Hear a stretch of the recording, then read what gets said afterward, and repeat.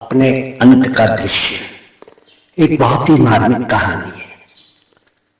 वो दोनों एक दूसरे का हाथ थामे उस बड़े से बंगले से धीरे धीरे दूर जा रहे थे।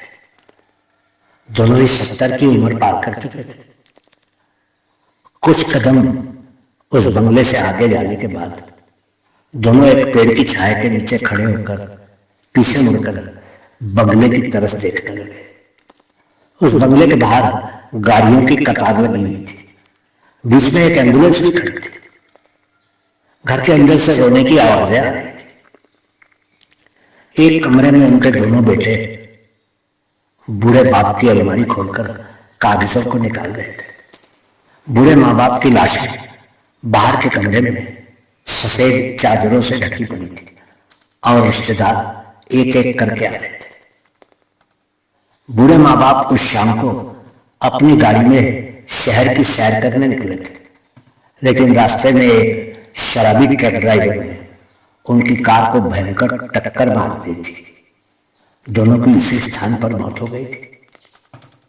बंगले के अंदर एक कमरे में बूढ़ा बूढ़ी की दो बहुएं बुढ़िया के गहनों का डिब्बा खोलकर अपना अपना हिस्सा अलग कर रही थी। उन दोनों के पति जल्दी जल्दी सभी कागजों को पढ़ रहे थे और अंतिम संस्कार से पहले ही अपने अपने हिस्से को निश्चित कर लेना चाहते थे। उन दोनों ने एक बार फिर से उस बंगले को बहुत ही गौर से देखा और फिर से एक दूसरे का हाथ थामे आगे की तरफ बढ़ने लगे। तभी बुजुर्ग ने कहा, मैंने आने से पहले देखा था कि हमारे बेटे और बहुओं की आंखों में आंसू तो थे, लेकिन उन आंसुओं के पीछे खुशी की चमक साफ दिख रही थी। उसकी पत्नी ने उसके हाथ को दबाते हुए कहा, नहीं, मेरे बेटे ऐसे नहीं हो सकते। कितना प्यार और सम्मान करते थे हमसे। देख रही हो, हमें मरे हुए 11 घंटे हो गए और उनको अब तक भी अंतिम संस्कार की कोई जल्दी नहीं है। मैं जानता हूं सभी अपना अपना हिस्सा बांट रहे हैं।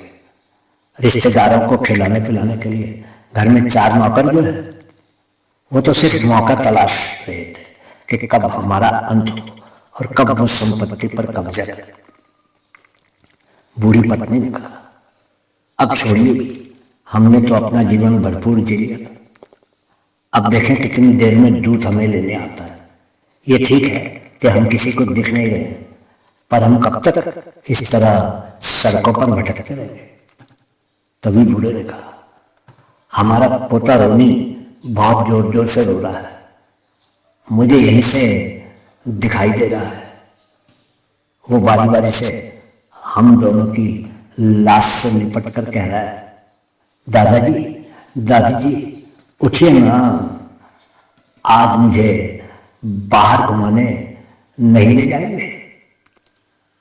बुढ़िया ने अपने बूढ़े पति को देखकर कहा, एक बार वापस चलते हैं, देवदूत को वहां भी आकर हमें ले जा सकता है।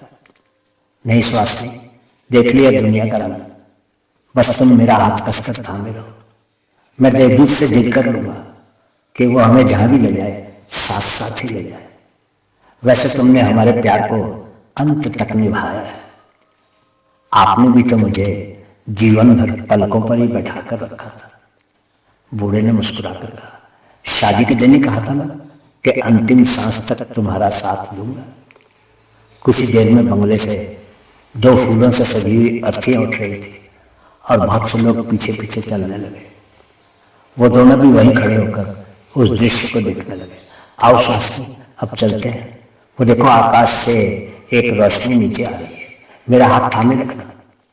कुछ ही पलों में रोशनी के एक बड़े से गोले ने दोनों को घेर लिया और फिर वो गोला ऊपर आकाश की तरफ उठने लगा। बहुत बहुत शुक्रिया।